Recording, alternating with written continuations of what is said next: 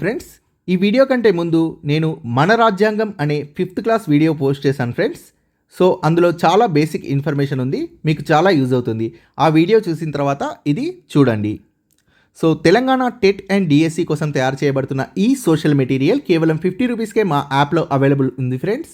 SGT school అసిస్టెంట్కి, TET and డిఎస్సికి use అవుతుంది. Social subject 8th class 13th lesson భారత రాజ్యాంగం. భారత రాజ్యాంగంలో పొందుపరచబడినవి మౌలిక సూత్రాలు, దేశాన్ని పాలించే విధానాలు. 1928 స్వాతంత్ర్యం రాకముందే మోతీలాల్ నెహ్రూ మరియు మరొక 8 మంది కాంగ్రెస్ నాయకులు కలిసి భారతదేశ రాజ్యాంగాన్ని రచించారు. 1931లో జరిగిన కరాచీ సమావేశంలో భారత రాజ్యాంగం ఎలా ఉండాలో భారత జాతీయ కాంగ్రెస్ ఒక తీర్మానం చేసింది. 1946 జూలైలో రాజ్యాంగ సభకు ఎన్నికలు జరగగా 1946 డిసెంబర్లో రాజ్యాంగ సభ మొదటి సమావేశం జరిగింది. 1947 ఆగస్టులో రాజ్యాంగ సభను భారతదేశ, పాకిస్తాన్ రాజ్యాంగ సభలుగా విభజించారు. రాజ్యాంగ సభల్లో సభ్యులు 299 మంది. ప్రధానంగా బ్రిటిష్ పాలనలో ఏర్పడ్డ శాసనసభ నుండి ఈ సభ్యుల్ని ఎన్నుకున్నారు. ఇందులో భారత జాతీయ కాంగ్రెస్కి చెందిన సభ్యులు అధిక సంఖ్యలో ఉన్నారు. రాజ్యాంగ సభలో మహిళలు కేవలం 15 మంది మాత్రమే ఉన్నారు. రాజ్యాంగ సభ సభ్యుల్లో 1949 నవంబర్ 26న రాజ్యాంగాన్ని ఆమోదించారు. 1950 జనవరి 26న రాజ్యాంగం అమల్లోకి వచ్చింది. జనవరి 26 రాజ్యాంగం అమల్లోకి వచ్చిన గుర్తుగా ప్రతి సంవత్సరం జనవరి 26ను గణతంత్ర దినోత్సవం అంటే రిపబ్లిక్ డేగా జరుపుకుంటున్నాం. Drafting committee chairman doctor B R Ambedkar రాజ్యాంగ ముసాయిదా ప్రతి కోసం 2000కు పైగా సవరణలు పరిగణనలోకి తీసుకున్నారు. రాజ్యాంగ ముసాయిదా ప్రతి కోసం. రాజ్యాంగ సచిత్ర ప్రతి 24 జనవరి 1950 నాడు రాజ్యాంగ సభ సభ్యులందరూ రాజ్యాంగ సచిత్ర ప్రతిపై సంతకాలు చేశారు. అంటే చేత్తో రాసిన రాజ్యాంగం ఇది. రాజ్యాంగ నిర్మాతల చిత్రాల్లో మహాత్మా గాంధీ చిత్రం ఉండదు. 1931లో యంగ్ ఇండియా అనే పత్రికలో రాజ్యాంగం నుండి తాను ఏమి ఆశిస్తున్నాడో గాంధీ పేర్కొన్నాడు. పీఠిక రాజ్యాంగ ఉద్దేశ్యాలను, మౌలిక సూత్రాలను తెలియజేస్తుంది. రాజ్యాంగంలోని అన్ని అంశాలకు మార్గదర్శకం చేసేది పీఠిక. గణతంత్రం ఎన్నికైన వ్యక్తి దేశాధినేత అవడం. ఎన్నిక అయిన వ్యక్తి.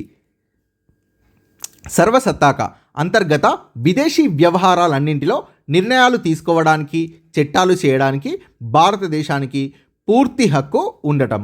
సామ్యవాదం సృష్టించిన సంపదను అందరూ సమానంగా పంచుకోవాలి. దాన్ని అన్ని రకాల అసమానతల్ని తగ్గించడానికి, అంతం చేయడానికి దేశం కృషి చేస్తుంది. లౌకిక తత్వం ఏ మత ఆధారంగా ప్రభుత్వం నడవదు. ప్రభుత్వం ఏ ఒక్క మతానికి ప్రాముఖ్యత ఇవ్వదు. ఏ మతాన్ని అనుసరించడానికైనా, ఏ మతాన్ని అనుసరించకపోవటానికైనా ప్రతి ఒక్క పౌరుడికి హక్కు ఉంటుంది. ప్రజాస్వామ్యం ప్రజలందరికీ సమాన రాజకీయ హక్కులు ఉండే ప్రభుత్వ విధానం. ప్రజలు తమ ప్రతినిధుల్ని ఎన్నుకుంటారు. ప్రజాప్రతినిధులు ప్రజలకు జవాబుదారీగా ఉంటారు. ఆదేశిక సూత్రాలు వీటిని ప్రభుత్వం అనుసరించడం లేదు అని న్యాయస్థానాల్లో కేసులు వేయలేం. ప్రాథమిక హక్కులకు భంగం కలిగినప్పుడు న్యాయస్థానాల సాయం తీసుకోవచ్చు. పార్లమెంట్ చట్టాలు చేస్తుంది. ఈ చట్టాలను పార్లమెంట్ సభ్యులతో ఏర్పడ్డ ప్రభుత్వం అమలు చేస్తుంది. దేశ పరిపాలనను ప్రధానమంత్రి నేతృత్వంలోని మంత్రివర్గం లేదా క్యాబినెట్ చేపడుతుంది. రాష్ట్రపతి ప్రభుత్వం మొత్తానికి అధినేత. సమాఖ్య వ్యవస్థ భారతదేశం సమాఖ్య వ్యవస్థని కలిగి ఉంది. పార్లమెంట్ కేంద్ర ప్రభుత్వం పార్లమెంట్కి, రాష్ట్ర ప్రభుత్వాలు రాష్ట్ర శాసనసభలకి జవాబుదారీగా ఉంటాయి. సైన్యం, రైల్వేలకు సంబంధించిన చట్టాలని కేంద్ర ప్రభుత్వం చేస్తుంది. పోలీసు, రోడ్డు రవాణా, పాఠశాలలకు సంబంధించిన చట్టాలని రాష్ట్ర ప్రభుత్వం చేస్తుంది. లోక్సభ భారతదేశ ప్రజలందరూ ఎన్నుకుంటారు.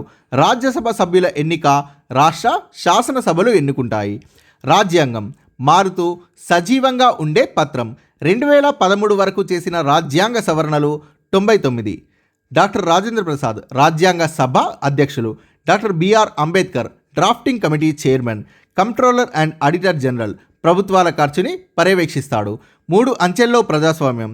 దేశ స్థాయిలో పార్లమెంట్, రాష్ట్ర స్థాయిలో రాష్ట్ర శాసనసభలు, జిల్లా స్థాయిలో పంచాయతీరాజ్ వ్యవస్థ అనే స్థానిక ప్రభుత్వం. సో రాజ్యాంగం గురించి చూద్దాం. భారతదేశ ప్రజలమైన మేము భారతదేశాన్ని సర్వసత్తాక సామ్యవాద లౌకిక ప్రజాస్వామ్య గణతంత్ర రాజ్యంగా నిర్మించుకోవడానికి ఈ పౌరులందరికీ సాంఘిక ఆర్థిక రాజకీయ న్యాయాన్ని ఆలోచన భావ ప్రకటన విశ్వాసం ధర్మం ఆరాధనల్లో స్వాతంత్రాన్ని అంతస్తుల్లోనూ అవకాశాల్లోనూ సమానత్వాన్ని చేకూర్చుటకు వారందరిలో వ్యక్తి గౌరవాన్ని జాతీయ సమైక్యతను సంరక్షిస్తూ సౌభ్రాతృత్వాన్ని పెంపొందించడానికి 1949 నవంబర్ 26న మన రాజ్యాంగ పరిషత్తులో ఎంపిక చేసుకొని శాసనంగా రూపొందించుకున్న ఈ రాజ్యాంగాన్ని మాకు మేమే ఇచ్చుకున్నాం. మన నాయకులు మౌలిక సూత్రాలను దేశాన్ని పరిపాలించే విధానాలను ఒకచోట పొందుపరచాలనుకున్నారు. వీటిని భారత రాజ్యాంగం అనే పుస్తకంలో పొందుపరిచారు. రాజ్యాంగం కలిగి ఉండే నియమాలు దేశాన్ని ఎలా పరిపాలించాలి దేశాన్ని ఎలా పరిపాలించాలి, చట్టాలు ఎలా చేయాలి, వాటిని ఎలా మార్చాలి, ప్రభుత్వం ఎలా ఏర్పడుతుంది, పౌరుల పాత్ర ఏమిటి, వాళ్ళ హక్కులు వంటి వివరాలు ఉంటాయి. భారత రాజ్యాంగ రూపకల్పన చాలా క్లిష్ట పరిస్థితుల్లో రాజ్యాంగ రూపకల్పన జరిగింది. 200 ఏళ్ల పాటు పాలించిన బ్రిటిష్ వారు వాళ్ళకి అనుగుణంగా ఉండే సంస్థల్ని రూపొందించుకున్నారు. మత కల్లోలాల వల్ల దేశ విభజన జరిగింది. స్వాతంత్ర్యానంతరం మెరుగైన సమాజాన్ని రూపొందించే విధానంపై జాతీయోద్యమ నాయకుల్లో తీవ్ర అభిప్రాయ భేదాలున్నా భారతదేశం ప్రజాస్వామిక సూత్రాల ప్రకారం నడవాలని చాలామంది అంగీకరించారు. ఇందులో చట్టం ముందు ప్రజలందరూ సమానంగా ఉంటారు. అందరికీ కొన్ని ప్రాథమిక హక్కులు ఉంటాయి. సార్వజనీన వయోజన ఓటు హక్కు అంటే లింగ కుల మత జాతి సంపద భేదం లేకుండా వయోజనులందరికీ ఓటు వేసే హక్కు ద్వారా సాధారణ ఎన్నికలు నిర్వహించడం ద్వారా ప్రభుత్వం ఏర్పడుతుంది. భారతదేశం ప్రతి సంవత్సరం జనవరి 26వ తేదీన గణతంత్ర దినోత్సవ వేడుకల్ని జరుపుకుంటుంది. రాజ్యాంగ తొలి ప్రతులు 1928లో మోతీలాల్ నెహ్రూ భారత జాతీయ కాంగ్రెస్కి చెందిన మరొక 8 మంది కలిసి భారతదేశ రాజ్యాంగాన్ని రాశారు. 1931లో కరాచీ సమావేశంలో భారత రాజ్యాంగం ఎలా ఉండాలో భారత జాతీయ కాంగ్రెస్ తీర్మానం చేసింది. ఈ 2 పత్రాలు కూడా సార్వజనీన వయోజన ఓటు హక్కు స్వేచ్ఛ సమానత్వ హక్కు అన్న వాటికి కట్టుబడి ఉన్నాయి. భారతదేశంలో వివిధ రకాల ప్రజలు చేసిన పోరాటాలు రాజ్యాంగ నిర్మాణానికి స్ఫూర్తినిచ్చాయి. రాజ్యాంగ నిర్మాతలు గాంధీ ఇతర జాతీయ నాయకుల ఆలోచనలతో ప్రభావితులయ్యారు. ఫ్రెంచ్ విప్లవం ఆదర్శాలతో బ్రిటన్లో పార్లమెంటరీ ప్రజాస్వామ్యంతో అమెరికాలో హక్కుల చట్టంతో మన నాయకుల్లో అనేక మంది ప్రేరణ పొందారు. రష్యా చైనాల్లో సోషలిస్టు విప్లవం భారతదేశాన్ని సామాజిక ఆర్థిక సమానతలతో రూపుదిద్దేలా స్ఫూర్తినిచ్చింది. బ్రిటిష్ వాళ్ళు కూడా భారతదేశంలో ప్రజాస్వామిక పాలనకు కొన్ని సంస్థలను ప్రవేశపెట్టారు. అయితే ఎన్నికల్లో కొన్ని వర్గాల ప్రజలు మాత్రమే ఓటు వేయగలిగేవారు. బ్రిటిష్ వాళ్ళు చాలా బలహీన శాసనసభల్ని ప్రవేశపెట్టారు. రాష్ట్రాల శాసనసభలకు మంత్రివర్గాలకు బ్రిటిష్ ఇండియా అంతటా 1937లో ఎన్నికలు జరిగాయి. అయితే ఇవి పూర్తిగా ప్రజాస్వామిక ప్రభుత్వాలు కావు. ఈ శాసనసభల్లో పొందిన అనుభవం దేశం తన సొంత శాసనసభల్ని నెలకొల్పడంలో సహాయపడింది. ఈ కారణం వల్లే వలస చట్టాల నుండి అనేక విధానాల్ని సంస్థాగత వివరాల్ని భారత రాజ్యాంగం తనకు అనువుగా మలుచుకుంది. రాజ్యాంగ సభ రాజ్యాంగాన్ని రచించినది ఎన్నికైన ప్రజాప్రతినిధులతో ఏర్పడిన సభ. రాజ్యాంగ సభకు 1946 జూలైలో ఎన్నికలు జరిగాయి. రాజ్యాంగ సభ మొదటి సమావేశం జరిగినది 1946 డిసెంబర్. 1947 ఆగస్టులో దేశ విభజనతో రాజ్యాంగ సభను కూడా భారతదేశ పాకిస్తాన్ రాజ్యాంగ సభలుగా విభజించారు. భారత రాజ్యాంగ సభలో సభ్యులు 299 మంది. భారత రాజ్యాంగ సభ రాజ్యాంగాన్ని ఆమోదించిన తేదీ 1949 నవంబర్ 26. రాజ్యాంగం అమల్లోకి వచ్చింది 1950 జనవరి 26. దీనికి గుర్తుగా ప్రతి సంవత్సరం జనవరి 26ను గణతంత్ర దినంగా జరుపుకుంటాం. రాజ్యాంగ సభ సభ్యుల్ని ప్రధానంగా బ్రిటిష్ పాలనలో ఏర్పడ్డ శాసనసభ నుండి ఎన్నుకున్నారు. దేశంలోని కొన్ని ప్రాంతాల్ని పాలిస్తున్న రాజులు కొంతమంది సభ్యుల్ని నామినేట్ చేశారు. రాజ్యాంగ సభ సభ్యులు దేశంలోని అన్ని ప్రాంతాల నుండి వచ్చారు. దీంట్లో భారత జాతీయ కాంగ్రెస్కి చెందిన సభ్యులు అధిక సంఖ్యలో ఉన్నారు. ఇతర పార్టీలకు చెందిన డాక్టర్ బిఆర్ అంబేద్కర్ వంటి వారు చాలా తక్కువ మంది ఉన్నారు. అధిక సంఖ్యాకులు ఒకే పార్టీకి చెందిన వాళ్ళైనప్పటికీ పలు అంశాలపై వాళ్ళ దృక్పథాల్లో ఎంతో తేడా ఉంది. మహిళలు చాలా తక్కువగా కేవలం 15 మంది మాత్రమే ఉన్నారు. వాళ్ళలో ఒకరు దుర్గాబాయి దేశ్ముఖ్. ముందుగా కొన్ని మౌలిక సూత్రాల్ని రూపొందించి వాటిని అంగీకరించారు. వాటిలో భారతదేశం సర్వసత్తాక గణతంత్ర దేశంగా ఉంటుంది. స్వతంత్ర అధికారాలు కలిగిన అనేక రాష్ట్రాలు ఉంటాయి. ప్రజాస్వామికంగా ఉంటుంది. న్యాయం, సమానత్వం, స్వేచ్ఛ పౌరులందరికీ ఇస్తుంది. అల్పసంఖ్యాక వర్గాల ప్రయోజనాల్ని కాపాడుతుంది. ప్రపంచ శాంతి కోసం, మానవాళి అంతటి సంక్షేమం కోసం భారతదేశం పాటుపడుతుంది. దీన్నే ఉద్దేశాల తీర్మానం అంటారు. భారతదేశ మొదటి ప్రధాని అయిన జవహర్లాల్ నెహ్రూ దీన్ని ప్రతిపాదించారు. రాజ్యాంగాన్ని రూపొందించడంలో ఇవి మార్గదర్శక సూత్రాలుగా పనిచేశాయి. తర్వాత డాక్టర్ బిఆర్ అంబేద్కర్ చైర్మన్గా ఏర్పడ్డ డ్రాఫ్టింగ్ కమిటీ చర్చ నిమిత్తం రాజ్యాంగ ముసాయిదా ప్రతిని తయారు చేసింది. ఈ రాజ్యాంగ ముసాయిదా ప్రతిలోని ప్రతి అంశంపై అనేకసార్లు తీవ్ర స్థాయిలో చర్చలు జరిగి ముఖ్య అంశాలను అన్ని దృక్కోణాల నుండి పరిశీలించి అధిక శాతం సభ్యుల ఓట్ల ఆధారంగా అంతిమ నిర్ణయం తీసుకున్నారు. ముసాయిదా ప్రతికి 2000కు పైగా సవరణల్ని పరిగణనలోకి తీసుకున్నారు. 3 సంవత్సరాల కాలంలో 114 రోజుల పాటు సభ్యులు చర్చలు జరిపారు. రాజ్యాంగ సభలో మాట్లాడిన ప్రతి మాటను నమోదు చేసి భద్రపరిచారు. వీటిని రాజ్యాంగ సభ చర్చలు అని అంటారు. రాజ్యాంగ సచిత్ర ప్రతిపై రాజ్యాంగ సభ సభ్యులందరూ సంతకాలు చేశారు. రాజ్యాంగ ఆశయాలు, హామీలు. రాజ్యాంగ నిర్మాతల చిత్రాల్లో మహాత్మా గాంధీ చిత్రం ఉండదు. ఎందుకంటే గాంధీ రాజ్యాంగ సభలో సభ్యుడు కాడు. అయితే గాంధీ దృక్పథాన్ని అనుసరించిన సభ్యులు అనేక మంది ఉన్నారు. 1931లో యంగ్ ఇండియా అనే పత్రికలో రాజ్యాంగం నుండి తాను ఏమి ఆశిస్తున్నాడో గాంధీ పేర్కొన్నాడు. భారతదేశాన్ని అన్ని రకాల దాస్యం నుంచి, పోషణ నుంచి విముక్తం చేసే రాజ్యాంగం కోసం కృషి చేస్తాను. మహిళలకు పురుషులతో సమానంగా హక్కులు ఉంటాయి. ఇంతకంటే తక్కువ దానితో నేను సంతృప్తి పడను అని గాంధీ పేర్కొన్నాడు. అసమానతలు లేని భారతదేశమన్న ఈ కళ రాజ్యాంగ నిర్మాణంలో ప్రధాన పాత్ర పోషించిన డాక్టర్ అంబేద్కర్కి కూడా ఉంది. అంబేద్కర్ రాజ్యాంగ సభ ముగింపు ఉపన్యాసంలో తన ఆందోళనను చాలా స్పష్టంగా పేర్కొన్నాడు. 1950 జనవరి 26న మనం వైరుధ్యాలతో కూడిన జీవనంలోకి ప్రవేశించబోతున్నాం. రాజకీయాల్లో మనకి సమానత్వం ఉంటుంది, కానీ సామాజిక ఆర్థిక జీవితాల్లో అసమానత ఉంటుంది. రాజకీయాల్లో ఒక మనిషి ఒక ఓటు ఒకే విలువ అన్న సిద్ధాంతాన్ని అనుసరించబోతున్నాం. ఈ వైరుధ్యాలు ఎక్కువ కాలం కొనసాగితే మన రాజకీయ ప్రజాస్వామ్యం ముప్పులో పడుతుందని తెలియజేశాడు. 1947 ఆగస్టు 15 అర్ధరాత్రి సమయంలో రాజ్యాంగ సభను ఉద్దేశించి జవహర్లాల్ నెహ్రూ ఉపన్యాసం ఇచ్చాడు. మన భవిష్యత్తు విశ్రాంతి సుఖాలతో ఉండబోవడం లేదు. ప్రతిజ్ఞలు నిలుపుకోవడానికి నిరంతరం శ్రమించాల్సి ఉంటుంది. భారతదేశానికి సేవ చేయడం అంటే అందులో ఉంటున్న కోట్లాది వ్యర్థార్థులకు సేవ చేయడమే. ప్రతి వ్యక్తి కన్నీటి బిందువుని తుడవాలని మన తరం మహానాయకుడు కన్న కళ మనకు సాధ్యం కాకపోవచ్చు, కానీ కన్నీళ్ళు కష్టాలు ఉన్నంతకాలం మన పని ఇంకా మిగిలే ఉంటుంది అని నెహ్రూ ఉపన్యాసం ఇచ్చాడు.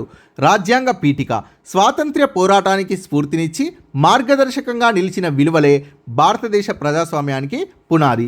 ఈ విలువలు భారత రాజ్యాంగ పీఠికలో ఉన్నాయి. రాజ్యాంగ ఉద్దేశాలను, మౌలిక సూత్రాలను పీఠిక తెలియజేస్తుంది. రాజ్యాంగంలోని అన్ని అంశాలకు పీఠిక మార్గదర్శకం చేస్తుంది.